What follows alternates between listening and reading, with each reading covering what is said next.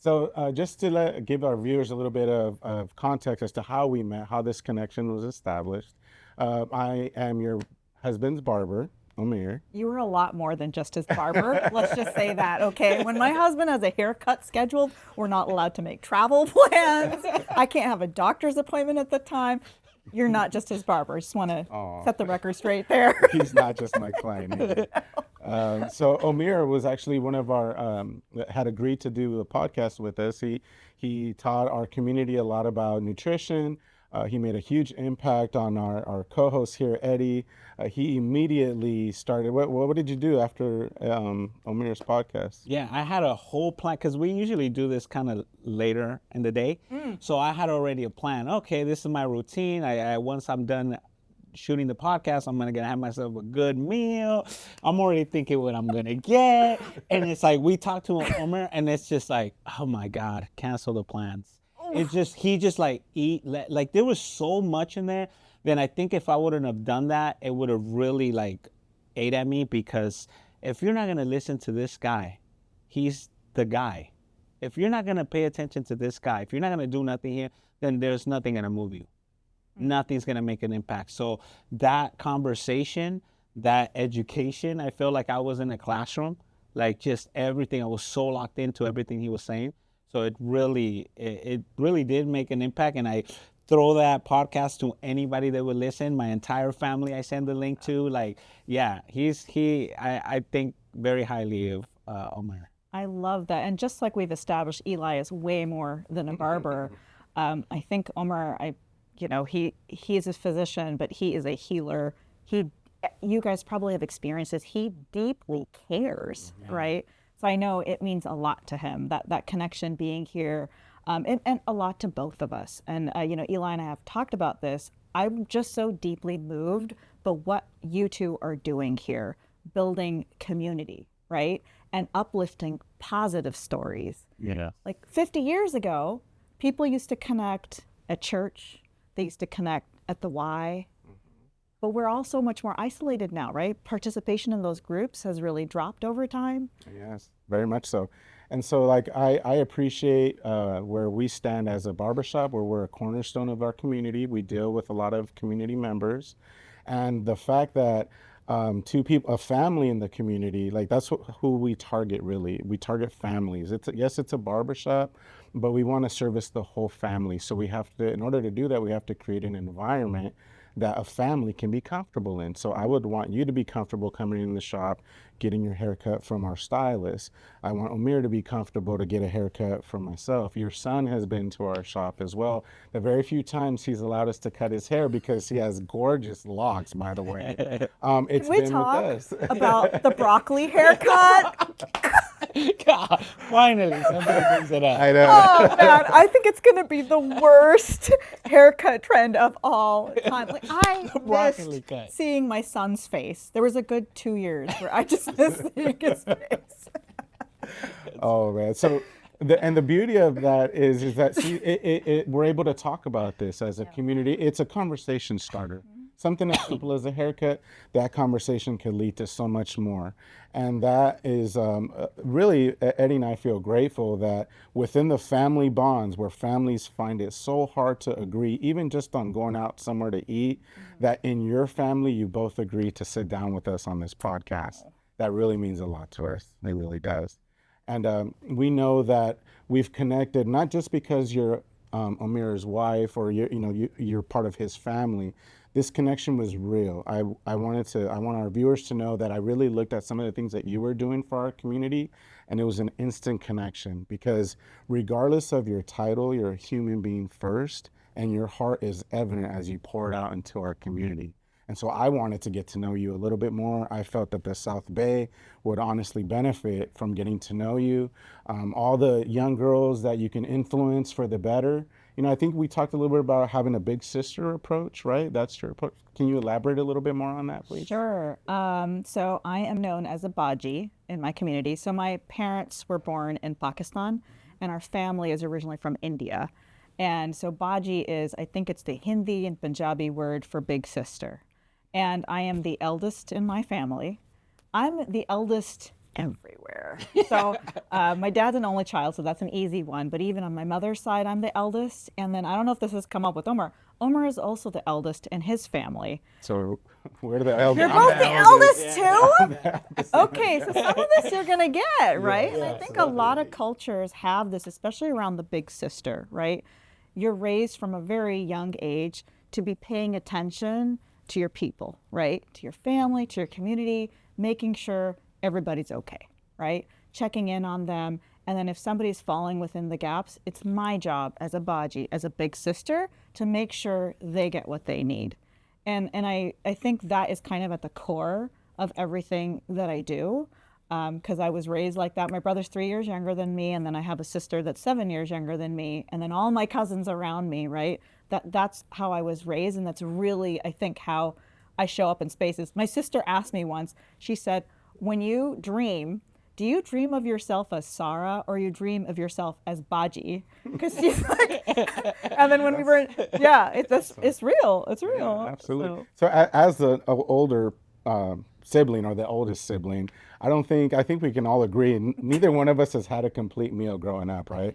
It was always picked at by one of them. Let me try yours, and we always have to be so gracious. Okay, go ahead, try it, or they, if they don't like the food, we're responsible for, maybe tossing it to the side of our parents knowing, right? You get rid of it. Yeah, being the oldest is definitely that. Oh, that's a nice little link for us to have. Because you're kind of like the bridge, right, between your parents and your siblings. You're kind of the buffer. It's a gift because, yes, to some degree, your parents respect your opinion, which kind of bugs the other way. It has a higher weight. For yeah, sure. yeah. It takes a long time before you understand that. Like, I haven't had that experience where, the younger sibling will be like, "Hey, I have something to say too," and then making room for their voice. But yeah, I always tell people, if there's a next life, I plan on coming back. As okay. I'm gonna be a big family. For some reason, I'm convinced that if I come back, I'm gonna come back in a South Asian family. What? I don't know why, but I want to be like the youngest of the number 7 out of like 8, and I would be a boy. I want to be a boy. I want that experience. You thought of this. Yeah. Okay. Oh, I've put a lot of thought into this. I don't want to be the total baby because that's a lot of attention too. I want to fall between the. I want to fall within the gaps. I want people to forget that I'm there. Yeah. That's a lot. It really is. There's some trauma. Big sister trauma. But that rings a bell to me because I can really see that when you are the eldest, we feel such a sense of responsibility for our siblings, and we don't have an excuse, right? Because you're the oldest. If we tell our parents, hey, I didn't. Well, no, you know better. I don't like that. Mm-hmm. There was never anything that we can convince our parents about, right? Or give us a break. Whew. But that mindset really propelled us into the community because now we have a no excuse approach to life. And it's very evident. I mean, I know him as I got to know you. It's evident in how we move in our communities that we still have that sense on our shoulders. I think it's a sense of duty. Correct. People don't use that word anymore that much. It's not in popular spaces. We don't talk about being dutiful or duty, right? Yeah. But it's a sense of responsibility. And then to the other point, though, it's also like being in that in-between place. You feel a sense of duty to help your parents run the household, get things done. At the same time, you're like, oh, that was really tough parenting, and you're an advocate for your younger siblings, right? Like, I don't know if you caught yourselves in that situation. It looked like two things. Like, I remember I didn't have a sweet 16, right? And so when my sister turned 16, you better believe she had a really big sweet 16 because that was me advocating for her. I don't know. Did you guys ever see yourselves? Yeah, no, definitely. Because we felt it kind of on a personal level. Like, well, hey, I really wanted that. I want to make sure they don't have that feeling. Yes. So I'll go all in. It's okay. I'll sacrifice. We're self-sacrificing personalities, I feel, when you're the oldest. We can be a little full of ourselves too sometimes. well, because with a heavy responsibility comes a heavy crown. Yeah. I'm also a Leo. I don't know where you guys are in the... I'm a Sagittarius, but I don't know what that means. My husband is Sagittarius. I have no idea what that entails. I really love how you articulated this because I think I'm just going through the motions. I had never heard it from that perspective. as far as being the eldest and how you're responsible and you actually end up advocating for the younger ones, right? Like you want them to have a better experience in any situation. If they get in trouble, you're there kind of to, like you said, a buffer. And I love now looking back at my upbringing, and now I can see and plug everything. It's like, oh, it's like you're reading a book of how I actually lived. And I never had that perspective. I didn't think about it. I was just doing. acting. You were just going, right? You were taking. How many siblings do you have? I'm 6. We have 6. And you're the eldest? I'm the eldest of 6, yeah. So you really know. I mean, you've lived it. Yeah. You've lived it. I think the other side of the coin, though, is this piece where we can be. I'm talking about my own self. Like there's a humility piece. And the stop and listen, like as my sister was growing up, right? Shifting from treating her like a baby that I needed to care for, and then watching her mature into a young woman and realizing there's a lot I can learn from her, right? So, hey, big sister, take it down a notch, listen, right? Wow. And learning to listen has been a real evolution for me. I don't know. You're right. As a barber, you've got a great listener, though, so maybe. I'm a selective listener. Oh, wow.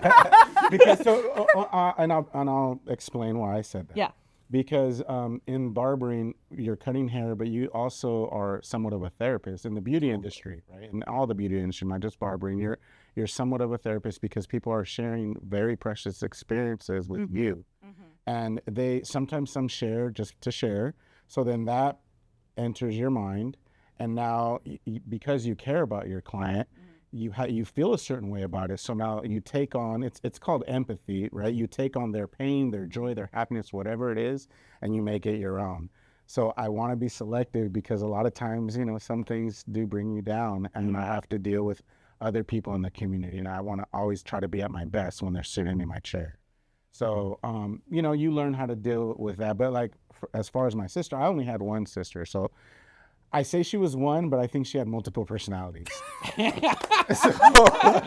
So I know she's gonna watch. I love her very much. But yeah, so You don't have to look for her in the comments. you probably won't find it. But it's part of like bridging the gaps within our community. Talking about community, we want to give a special shout out to this episode's sponsor, Peninsula Urgent Care. Proudly serving our South Bay community for the past 5 years. At Peninsula Urgent Care, they believe that quality health care should be accessible, efficient, and tailored to your needs. As the South Bay's premier no-wait clinic, they prioritize your time while delivering exceptional primary care, urgent care, IV therapy, and aesthetic services all under one roof. Experience healthcare South Bay without the wait at Peninsula Urgent Care. I read a little piece on you, and it mentioned there that you're a cultural bridge builder. So I really like that expression that was said about you. I'd like for you to elaborate on how it is that you'd like to bridge cultures together. I know we're changing subjects, but how do you go about doing that? It's been a journey. I never imagined myself as being a community organizer, leader, advocate. I really thought I was going to live a very boring life, right? I was a dentist, had 2 kids, and I thought that was going to be it. And then 2015, 2016, our politics are getting crazier and crazier. I'll just leave it at that. Eli was like, we try to stay away from religion and politics. I'm like, those are my favorite topics. Those are my go-to. Yeah, that's my jam. But yeah, so 2015, 2016, the politics were becoming increasingly divisive, right? And I come from the Muslim immigrant community. 3/4 of Muslim Americans are immigrants. And people in my community were getting scared. They didn't know, is it safe to send my kid to school? Somebody says this to my kid at school that makes my kid feel like they don't belong or is flat out racist. What do we do, right? Should I still send my kid to school? How do I advocate for myself? So I started off, honestly, the truth is most humans at the core, we are self-interested. Let's just be real, right? Otherwise we wouldn't have needed faith traditions to remind us to care for the other, right? To care for the stranger. There's a part of us that's absolutely beautiful, but there's also the other side that, makes us self-interested. So the first piece of it was self-interest. I was worried about my kids. My son had this experience. I don't think we talked about this before. We were on a cruise ship, and every night they had this program, Kids Say the Darndest Things. You know, it's based on the TV program. It was a comedian. I think he was from Chicago, and he would pick a few kids from the audience to come up on stage, and he would do a little interview with them. And, you know, kids say cute, funny things. So after the first night on the cruise ship, my son's like, I want to be up there. I want to be on stage. And he's 4. He's really young right now. And so he pushes us through dinner. He's like, just finish. You don't need to eat. You don't need it. You guys you don't look malnourished. Wrap it up. Wrap it up. I want to be picked, right? So he hurries us through dinner. We run into the theater, and, you know, he's sitting there in the front row, and the comedian, you know, greets everybody and says, do I have any volunteers? And my son's doing the whole, pick me, pick me. And so he gets picked, and he's up on the stage, and the comedian asks him, what's your name? And my son says, Musa. And the comedian says, what? And he says, Musa. And the comedian asks him 2 or 3 more times, what's your name again? Musa. And the comedian says to him, what the hell kind of a name is that, right? And my son, he's 4. He doesn't know, he doesn't understand that his name is a reflection of a lot more. It's not just a name. It represents who he is, right? It comes with all this other, and so my son, without missing a beat, remembers something I said to him when he was really little. He looks at the comedian, he looks up at the audience, and he goes, in his cheeks, and these really big, cute cheeks, and he goes, well, if you skip the M, my name is USA. Wow. Yes. I don't know how, you know, he remembers, you know, so his name, Musa, by the way, it's the Arabic version of Moses, right? So that's who he's named for. And so he looks up, says this to the audience, and the audience starts chanting, M-U-S-A, M-U-S-A. And my kid is looking, you know, I just did something really good. He's really proud of himself. So the audience dies down, and the comedian, he does that really great comedic pause, right? He looks at my son, and then he looks back up at the audience, and he goes, well, would you look at that? From one letter, he went from being a terrorist to a patriot. Wow. Yeah. And my kid's never heard the word before, and he's not understanding. My son doesn't understand. Now I'm in the audience, I've got my camera out, and I'm recording. They told us not to record, but I got to record my baby. Yeah. So I'm recording, and you can hear me. I remember that moment. It's like all the time stops, right? Yeah. And I remember thinking to myself, that's clever, that's funny, but I'm feeling hurt. Wait, should I be offended? Ooh. But it's funny. Am I being uptight? Like, I remember I'm going through all of this, like, doubting myself, right? Like, should I be offended? But it is a pretty clever joke. I don't know.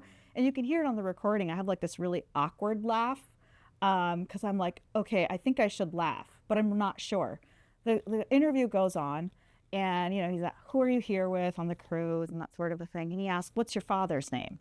And he says, Omar. My son replies, Omar. And the comedian goes, oh, I'm getting the full picture now. And my son does not know. He's never heard the word terrorist before. He doesn't, you know, we haven't taught him to look at the world through the lens of race and faith groups or any of that. Yeah, he's just He's 4. Yeah, he's 4. He shouldn't have to, right? And so the interview continues a little bit more, and the comedian asks him, well, what's your sister's name? And he says, I don't know. And the comedian goes, you don't know your sister's name? And he's trying to tease out, make it funny, right? And my son's like, no. And he's put his hands now underneath his seat. And he's kind of like, you know, making that really cute face when you're in trouble. You know, the cute face that my son makes when he wants to get out of trouble with me. And he's just like, nope. And he's just buckled down. He's refusing to budge on this point. And so the comedian eventually just moves on. So the interview ends, and there were lots of funny moments, you know, and I continue recording throughout the whole thing. I did nothing, which is something I still, as a mom, my job to protect him.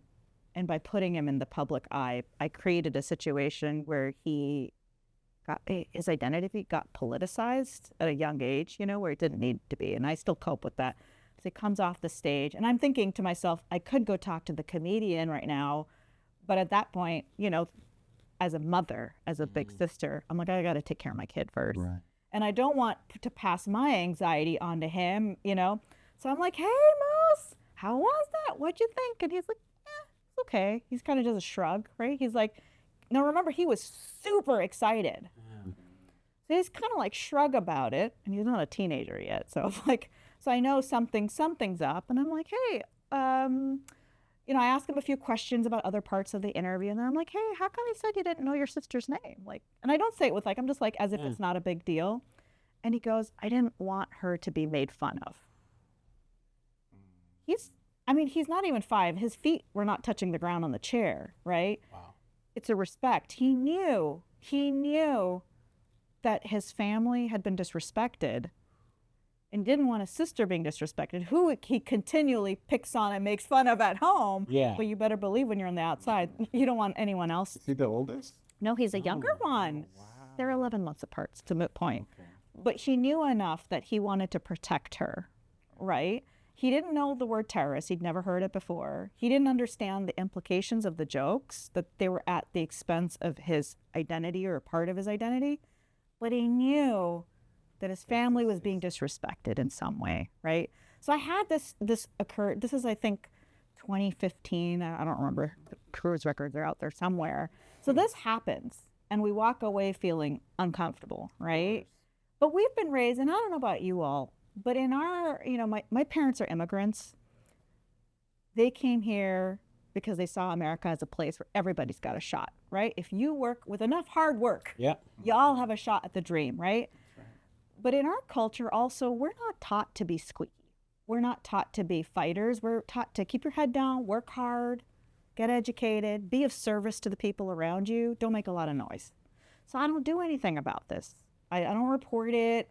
I'm going through this whole like imposter syndrome piece, like, should I be upset? Should I not be upset?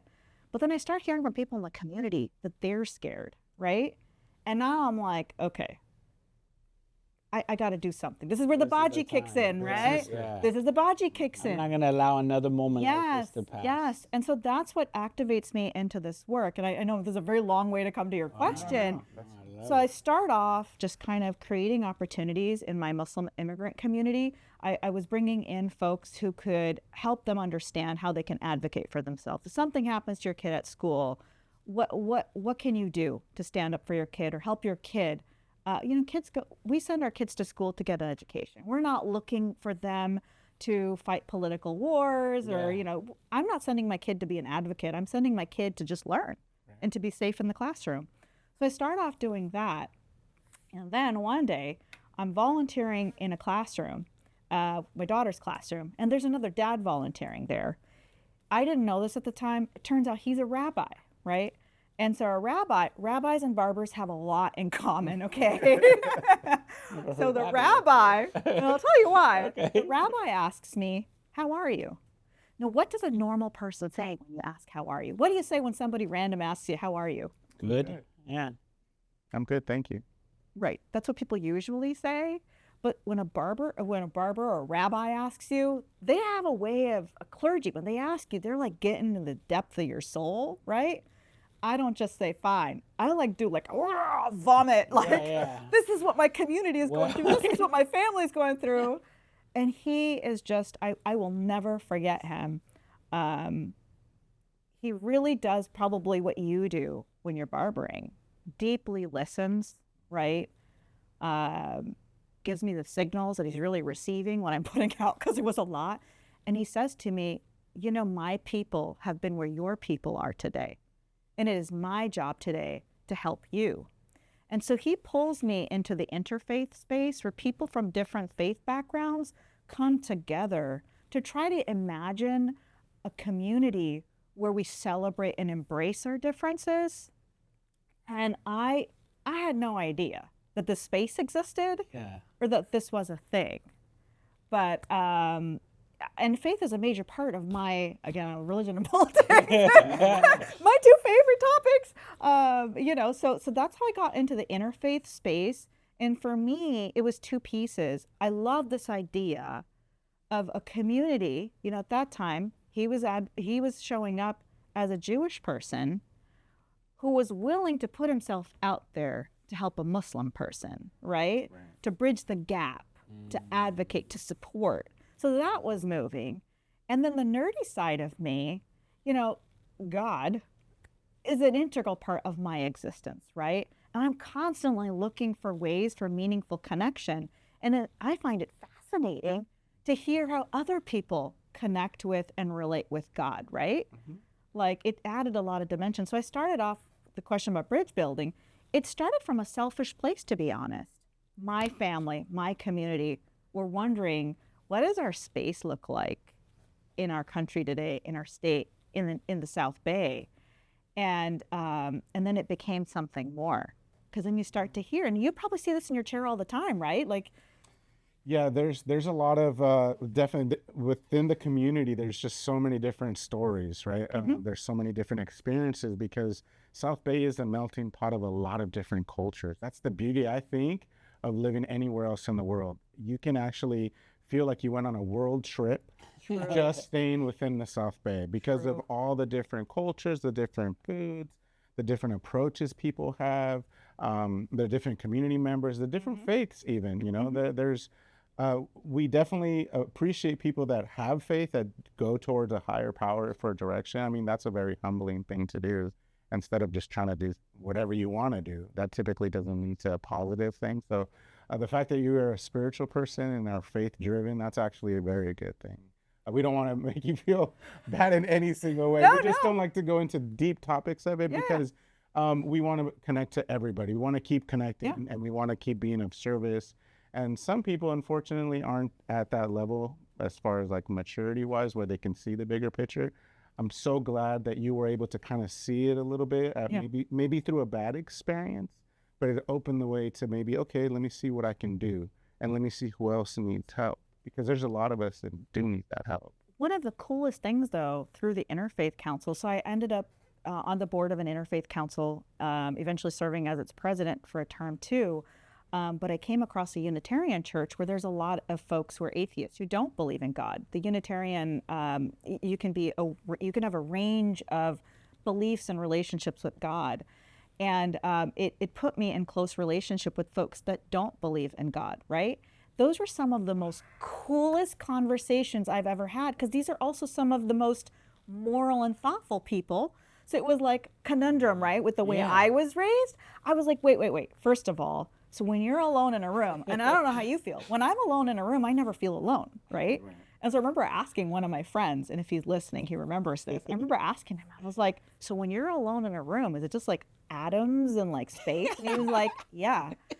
Darkness. But, yes. And I think one of the things we often miss is that there are other belief and value systems that are not grounded in a belief in God the way you and I might refer. Like there's other value systems that are grounded in the human spirit, right? And that's the core spiritual belief for me, is that each one of us, right, regardless of our color, creed, political views or whatever, carries within us, I know it as a divine essence.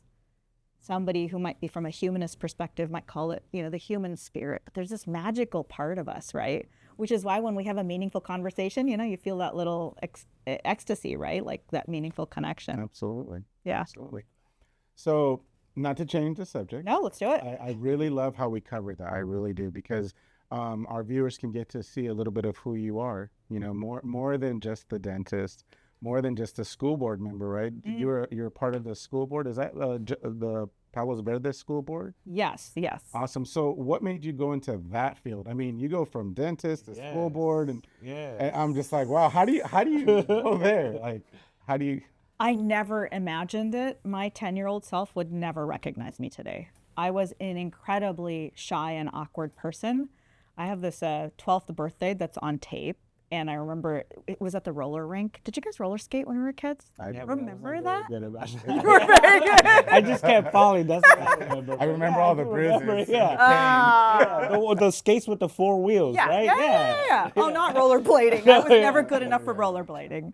Okay, so my 12th birthday was like at a roller rink, and if I remember watching the footage as an adult, and I'm this super weird, awkward kid standing at the edge of my own birthday party, right? And there's guests coming up to me and saying hi, and I'm like, like really shy and awkward. So I could have never imagined. I know I look like an extrovert, totally not. But yeah, I could have never imagined doing what I'm doing. What happened was, this was in 2020, so it was during COVID, there was a school board election in my communities in Palos Verdes. And for folks that are not familiar, what a school board does is they're elected officials that are supposed to represent the community and set the direction of the school district. So it's this whole idea that every community is different and unique and deserves the right to determine what makes sense for their students, right? So it's a beautiful goal. I think it's important. And so there was a school board election, and there was a candidate running, Jeff. He was running for school board, and I knew we were aligned. We were in part of the same chat groups, but I didn't know him. So I reach out to him, and I'm like, hey, I'm willing to put up your lawn sign if you're open to having a conversation and kind of hearing what my family, what my kids are experiencing at school, what some of their kids are experiencing. And, you know, the best time to connect with a politician is when they're running for office, right? Because they want something from you. And their undivided attention. Yes, undivided attention. So he's like, yes, absolutely. So we get on the phone and we start talking. And it's like we've talked, like we've known each other forever. Again, he's running for office, so you never know. And he says, I'd love to meet with the kids from your community. So it's COVID, so it's on Zoom. But I can see he was all in. Like his listening, the deep listening, right? He was not a barber, but he was still a very good listener. Not a barber, not clergy, but he was listening really deeply. And so, you know, he gets my support, my community support, and then he gets elected. What usually happens when a person gets elected? They forget about anything they brought up, right, to get elected. Yeah. You're not going to hear from them again. But Jeff was different. He kept calling, he kept texting, he kept emailing. Hey, Sara, I know this issue really matters to you and your family. We're going to be talking about it at the school board meeting. I thought you may want to know in case you want to speak, share your perspective, or organize your community to show up or something. I was like, this is possible? We can elect people like this who, when they are in a seat of power, are still grounded in community and relationship? Big deal, right? Yes. Imagine what that would. Imagine if you could like make that That's a scale that. mind-blowing moment. It really Yeah, is. scale that, right? So I'm all in now. I'm like, man, this is. I'm so grateful. I'm excited. I'm like, my kids are going to this kind of a school district where their board members are going out of their way. Now Jeff ran for school board because he has had a child with special needs, and he had a tenderness, right, for children that fall in the cracks, right? Children whose needs are not met in the default system, right? That requires some advocacy. That made his heart sensitive to all kids who might have something that makes them feel left out or unsupported in the classroom. Wow. And if we really think about it, there's something about each one of us that we feel like we got to guard it a little bit, right? Like if the world knows this about me, people might find out I don't really belong. Imagine if we can create a world where we don't have to go around hiding that part of ourselves.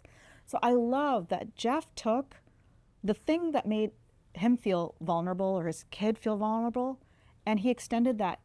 That's when it goes from sympathy to empathy, right? Like extending that to other kids. And so having him on the school board was fantastic. We had someone that was really, it doesn't mean you don't care about the majority, but you're also sensitive to the ones that get left behind. So I'm really happy. I'm like, great, gonna live my boring life as a dentist with 2 kids. We're in a good place. And then he dies.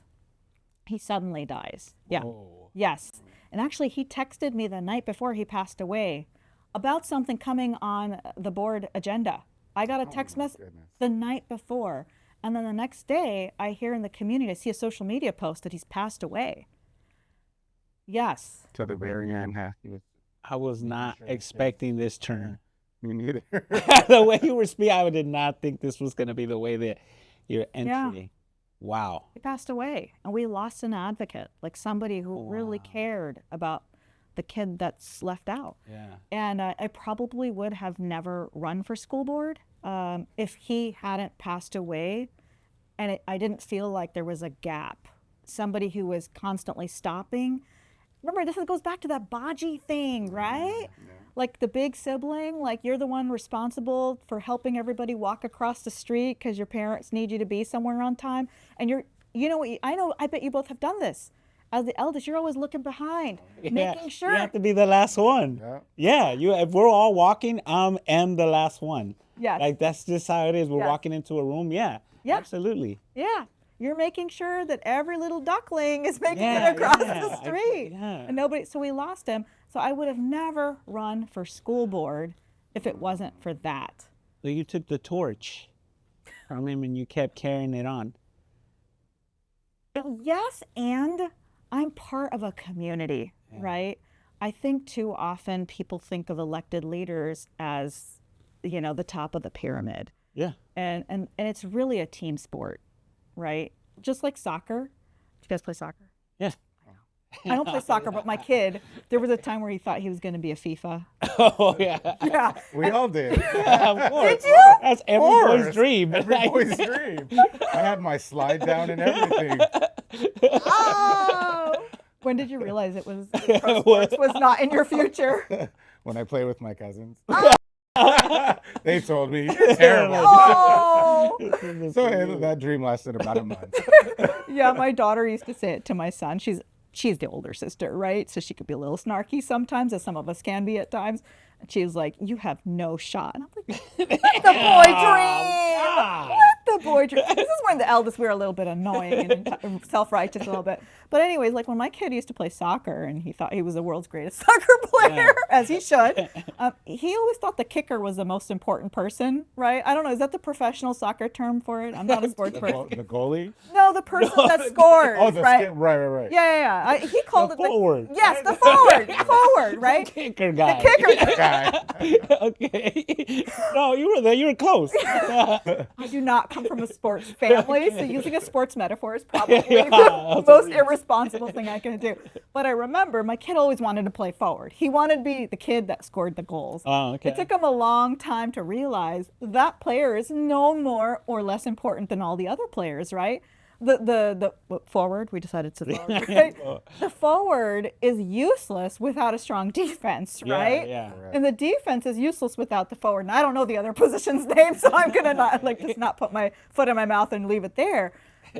We need each other, right? It's so yes, it is kind of torch carrying, and you might see one person's hand holding the torch, but it's really community. I can't do it without the people around me, and the people around me can't do what they do without me. So yes. I love So that. and it's true because I just thought of family again, our family values, like what you mentioned, Baji, that big sister. There you go. Like in families, if the young sibling doesn't want to do something, we can't get him to do it. In order for us to truly clean our room here, I need you to pick up your stuff, right? And so I love that analogy that you approach community, your leadership as a team. And that's great because it shows, that you're a humble person, and who doesn't care for a humble person, humble people. Humility is a dying thing, I feel. I think everybody is trying to elevate themselves so much for whatever reasons. It could be good causes, but in the journey, you lose sight of what they were even trying to do because they're not approaching it in a humble way. So your approach is very endearing to me. And I don't really know you, but you're somebody that I would be willing to get behind, support. What can I do for? Because I see that you get it. And there's very few people that get it. Everybody wants to elevate themselves. You're trying to elevate the community. And that's what, in a sense, Eddie and I are trying to do. We love our community so much. We can't do this without you sitting here. We can't do this without the support of our South Bay community, because we know that there's a lot of stories just like yours. There's a lot of amazing people within our community that need to be, maybe exposed a little bit more. Whatever their endeavors are need to be shown so you can help to promote, to elevate, whatever the need may be. There's people that can fulfill that need. That's why we want to connect. So we're so happy that we've connected with you in that regard. This has been a very enjoyable experience, but you have more layers to you. There is now something even bigger that you're tackling. I'd like for you to announce what you've announced yesterday. What is it that you're doing now? Recent. Whoa. Religion and politics. You're crossing all the lines today. Yes. So I am, again, this is the hard thing with politics because you have to promote yourself. Yeah. Which is a really awkward and difficult thing to do. Like when I ran for school board the hardest moments for me was when I had to go from being behind the camera to the front of the camera.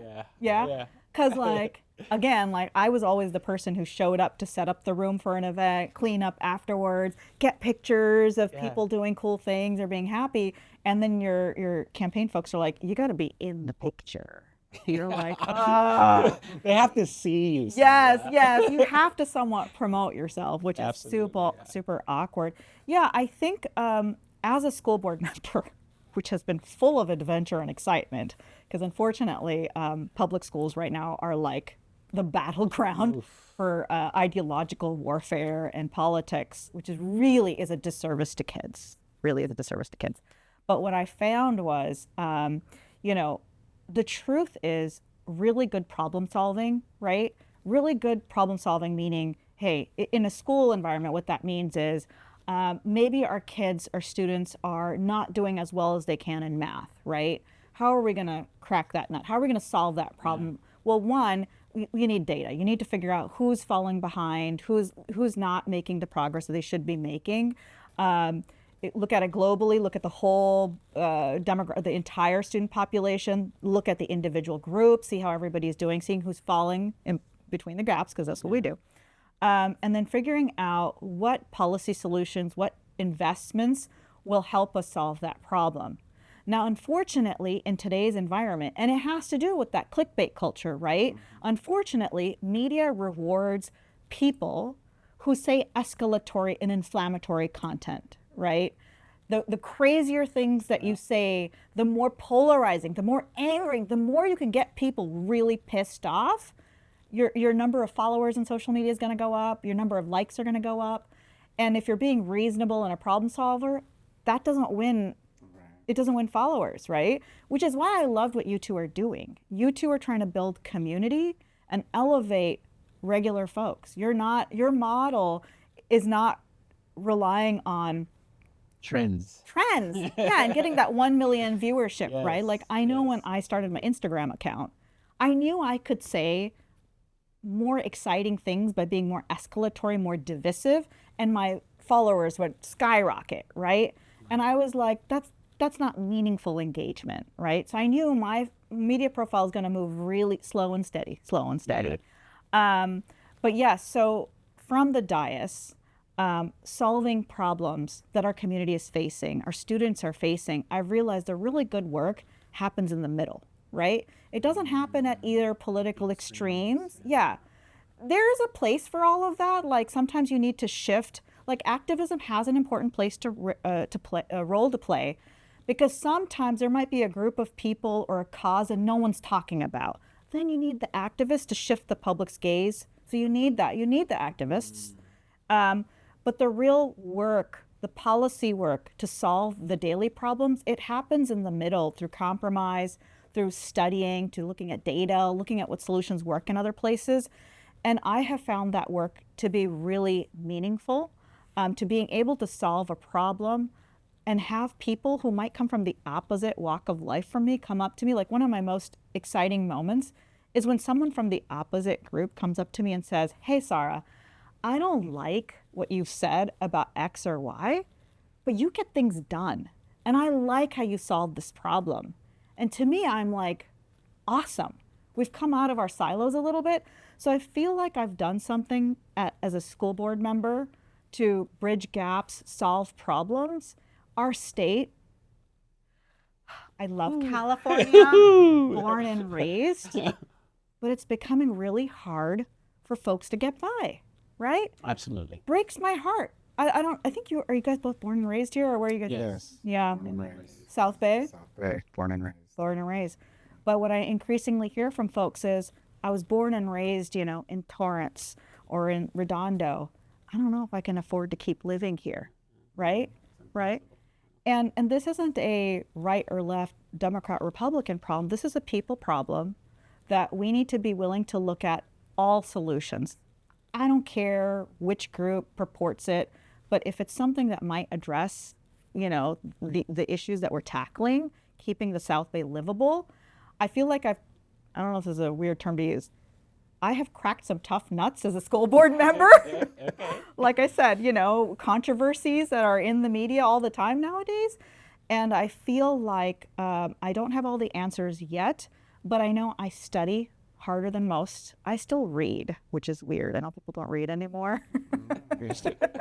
Reading is very beneficial. I mean, for so many different things. It's probably the best brain exercise that you can have. It's been shown. Yeah.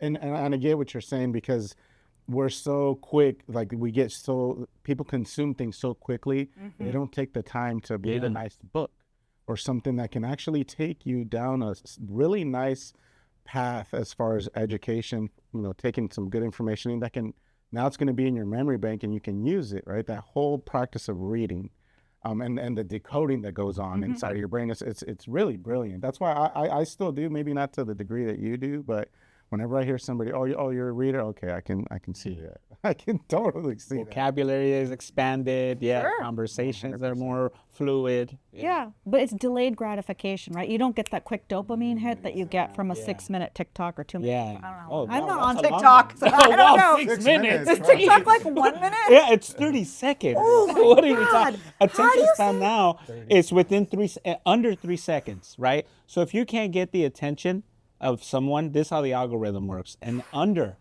the 3-second rule, especially now, it's even gone less. You're getting scrolled by. So within the 3 seconds, you get a 3-second grace period. If you cannot make a person stop the scroll, then in the algorithm equation, this isn't good. This isn't good content.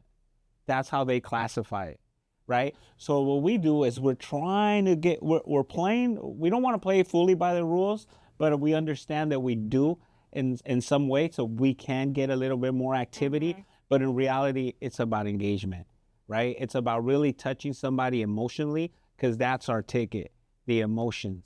Everything else can be analytical. Yeah. Emotions, you feel it, right? And to your point, how you were saying like something controversial might cause a viewership, it's all emotion based. Yep. And when you're upset, what do you want to do? You got to release it. So how do you release it? Let's type and have a negative conversation, and guess Yes. what? Those never stop.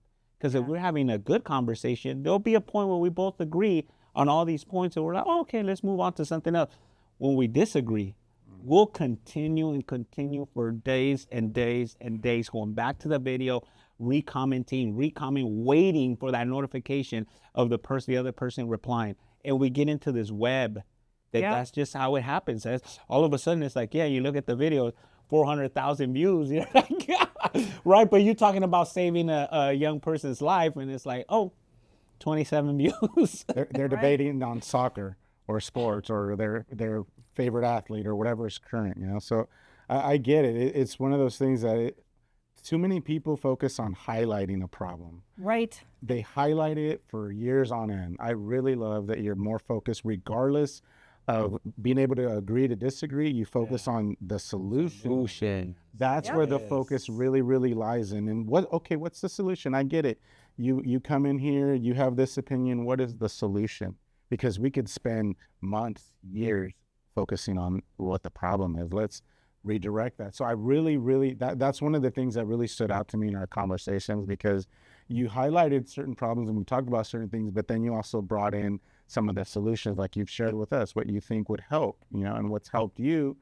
And picking, being in a seat like a Senate, that's not a popular thing to do. It's assembly. Assembly. I'm sorry. Assembly. It's okay. We have 2 legislative houses in California. So What are you running for? Sure. Let's clarify Yes. that. So I'm running for the California State Assembly to represent District 66, which is the South Bay, kind of starting Manhattan Beach through San Pedro, and then also including going inland, Torrance, Gardena, El Segundo. Yes.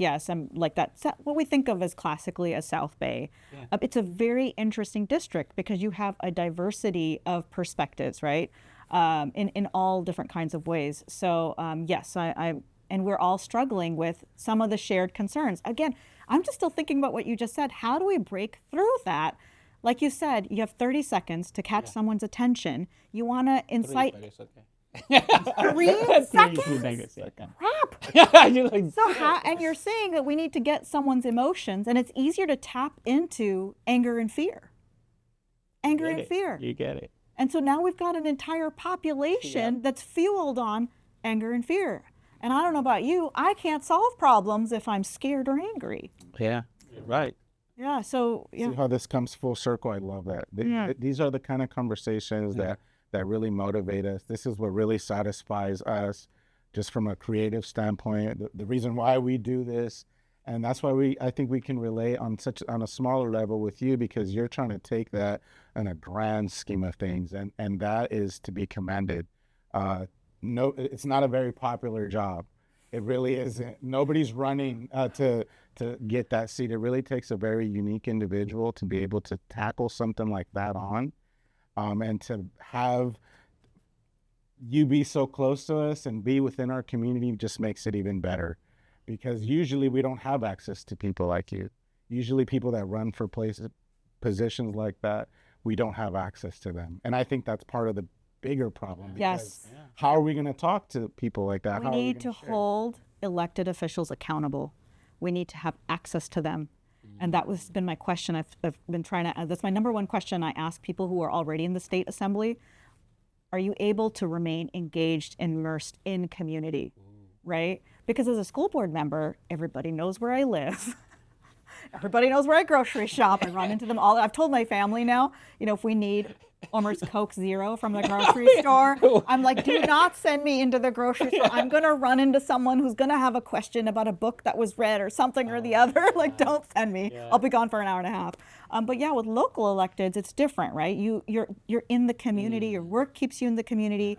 It's easier to stay in touch, and you're not lobbied by special interest groups, right? So you don't have someone in your ear all the time. And so that's been my question to assembly members. I'm like, are you able to stay rooted in your community, make yourself accessible? And so I don't know, this is going to be my first time venturing, but I'm hoping, and I'm telling you right now, if you're not able to get a hold of me after I'm in office, you come bang down on my door or mess up Omer's haircut. Is that so? You've thought about that? How are you going to be able to stay connected and engaged now that your community is going to essentially expand, right? Right. So now you're responsible, or at least you seem to be responsible for a lot more population. So do you have a plan to how you're going to reach these people? That's a great question. Yeah, as a school board member, the way I've done it is saying yes to every invitation I get, unless I'm booked already. And again, it is easier because I'm local. So showing up to the PTAs, showing up to all the different sports activities, so I can learn more sports words. Yeah. I think there are assembly members that do this really well. They do it by holding frequent town halls. Now, the unique thing about the South Bay, unlike other assembly districts, there's several cities in the South Bay. And each city here, where did you two grow up? Which city? I grew up in Torrance, Gardena, Carson, multiple cities of the South Bay. Yeah, Lawndale, Hawthorne. Okay. Yeah. Would you say each city, my understanding, and okay, let me just admit up front, I'm a transplant. I was born and raised in Northern California. So I came down to the South Bay 10 years ago, fell in love with it. The South Bay, it's just a special and unique place that people don't get till they're here, right? It is. But my feeling has been every city in the South Bay kind of has its own unique history and its own unique culture. And you've lived in multiple South Bay cities. Would you say that's true, or do you think it's... No, it is definitely true. It's 100% true. There's just different, even the stores that you go shop in. Some cities have a very particular store for that community, and it's really, that particular franchise won't establish another store in another community just because they feel that that's more... Their products are more engaging to that specific community. And I'll tell you what the store is.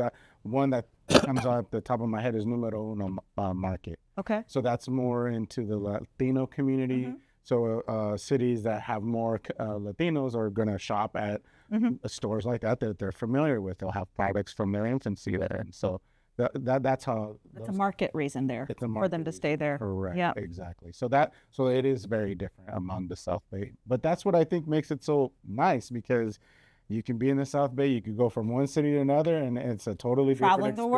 Traveling the world. To some degree. So I think it'll be finding different ways to make sure that I'm still engaged in all these different cities and subcultures, right?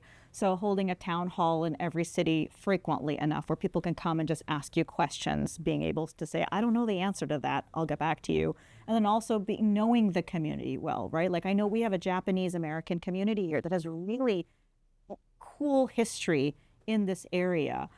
So being aware of all the different groups here, the Latino community, you know, knowing where to show up, making yourself available and open. And I love traveling. I don't know if Omar's told you that. Oh yeah, we've Yeah. seen some pictures. Yes, yes. In his jumpsuit, right?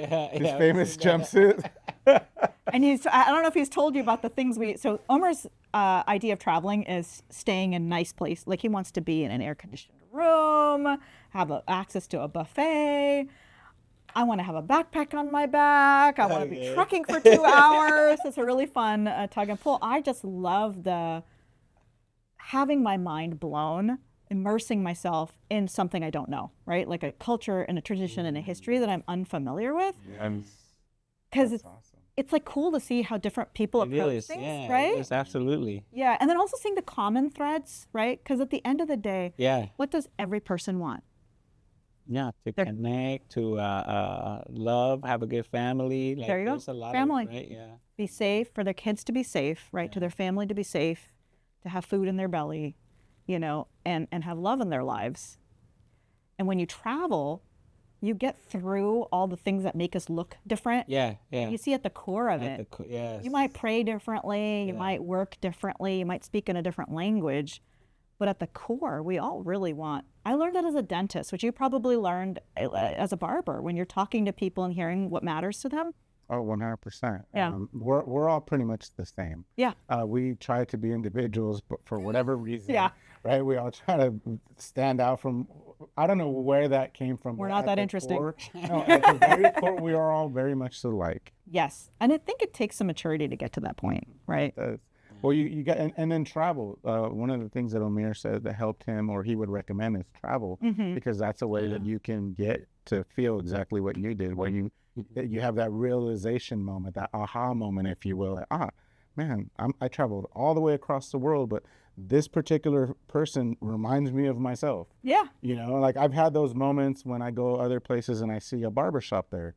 I immediately connect with that barber because I know what he's like in the sense and what purpose he's trying to serve. You that. know? So I get the traveling portion of it and how it would be so wonderful and it helps you to maintain your curiosity levels. Yeah. I think that the more curious we stay as a human being, Yes, I love that. You're touching on one of my favorite topics. right? The more curious we maintain, we don't lose that, then we're always growing. We're always grasping for more. Yep. The moment we lose the curiosity, then it's kind of downhill a little bit. So. Absolutely. And I want to just add, it is a privilege to be able to travel. So there is that piece of it, of course. So I think that's important. But yes, the curiosity piece. I'm part of this organization called New Ground.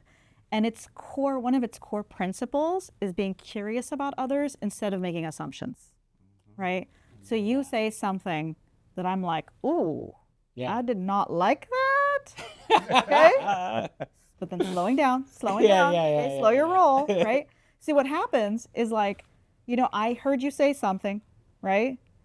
I don't know everything about you. I don't know your lived experience. I don't know what that word might have meant to you. But my brain starts telling me a story, filling in all the gaps, right? Oh, he said this to me because he doesn't like my jeans, right?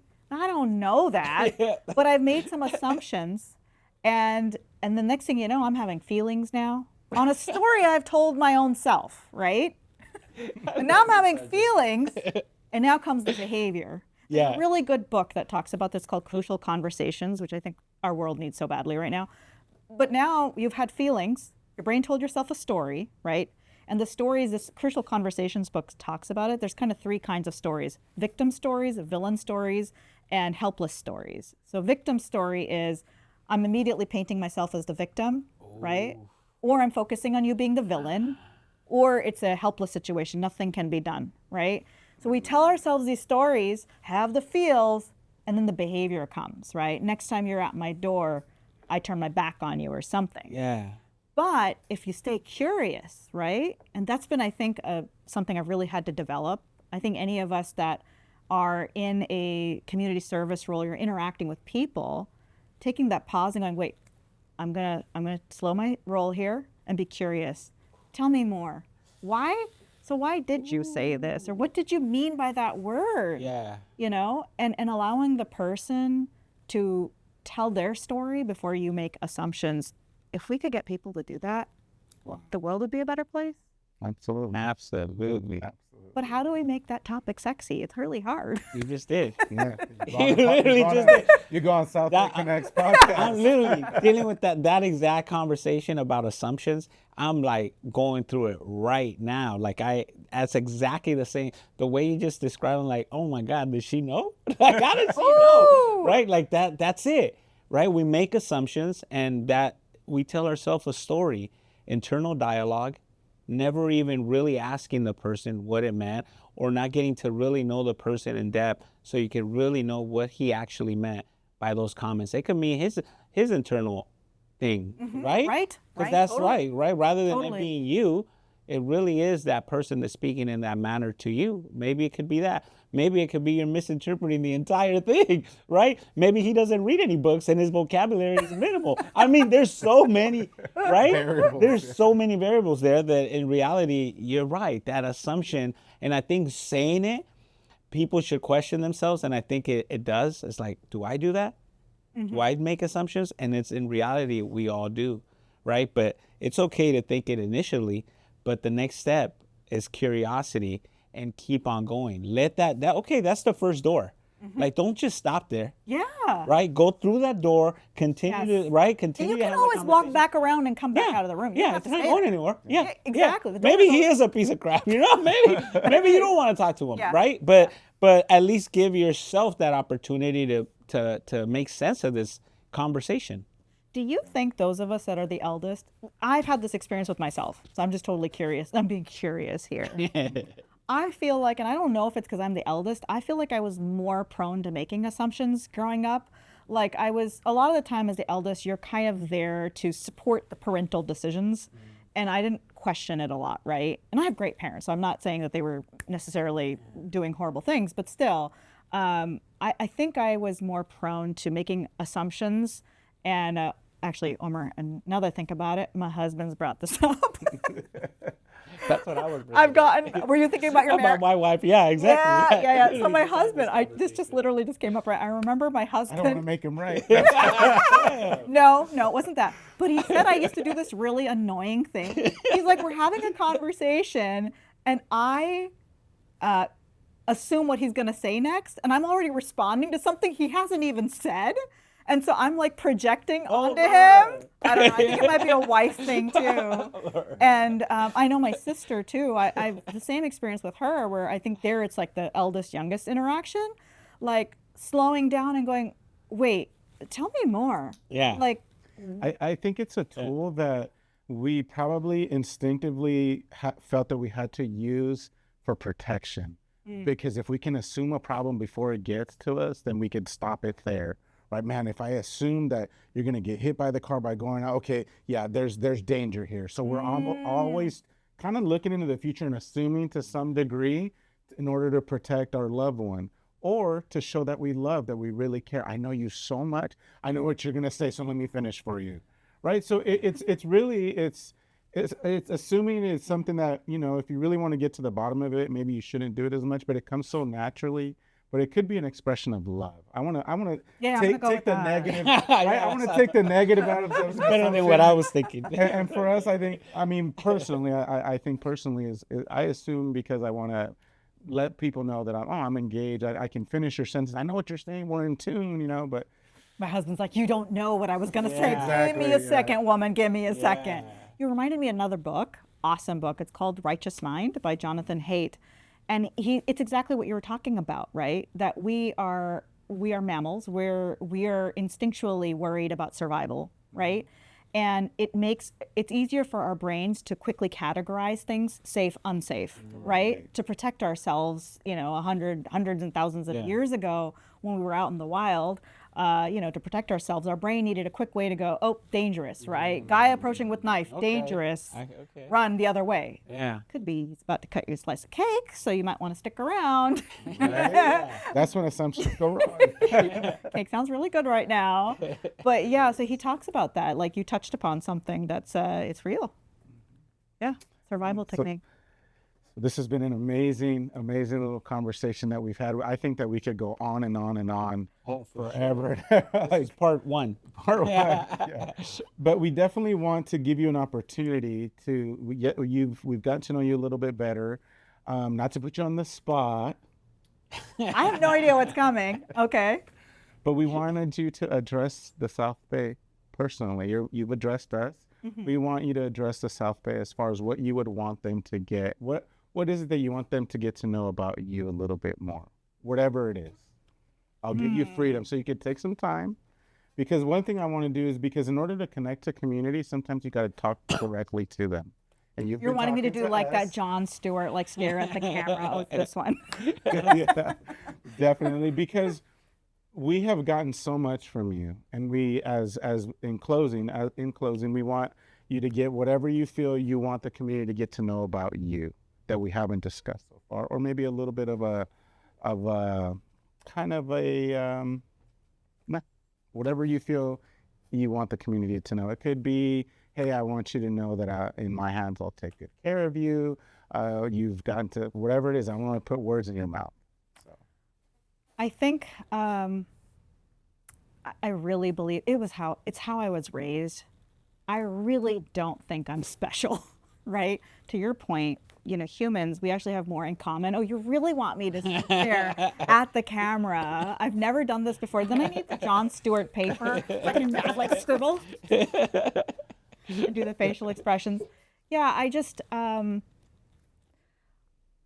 I love my kids. And I know most of you out there love your family. You love your neighbors. And we each have gifts to offer the world. We each have our struggles. If we can put our gifts together, it'll help us fill in the gaps in the middle. I don't presume to have the answers more than anyone else, but I'm willing to work really hard for the South Bay. I do my homework.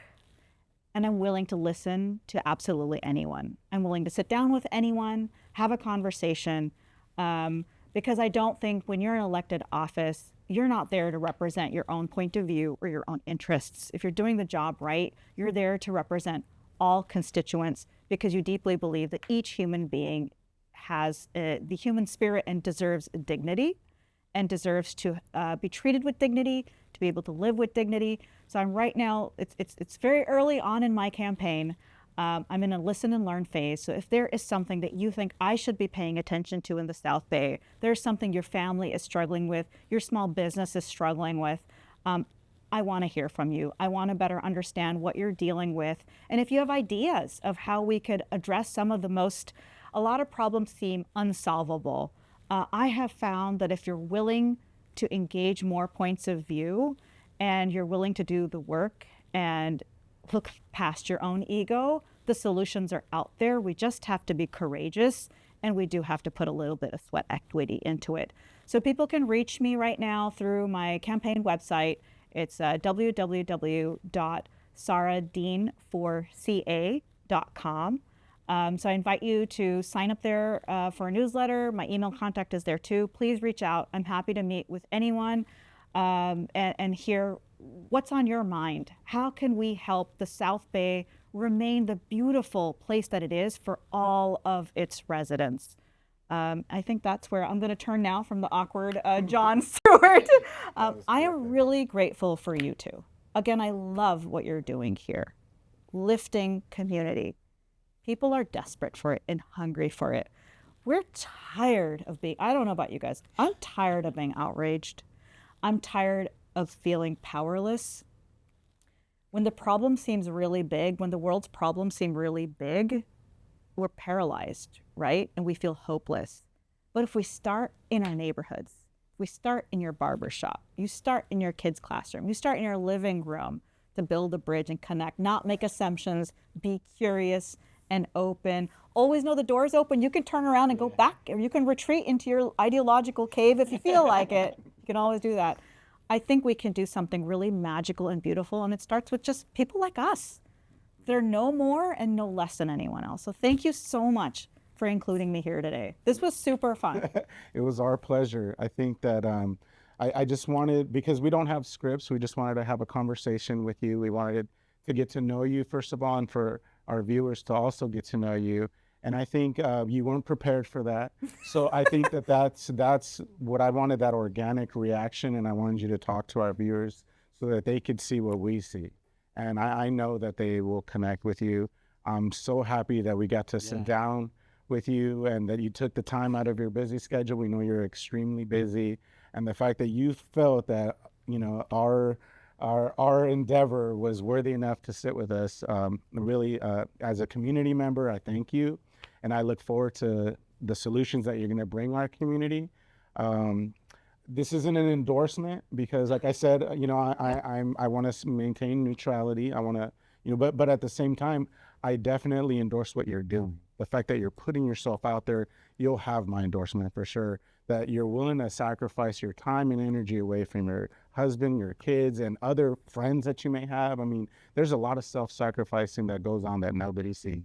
So for that, we want to say thank you. Yes, absolutely. I deeply appreciate it. And let's be real, Eli, you're way busier than I am.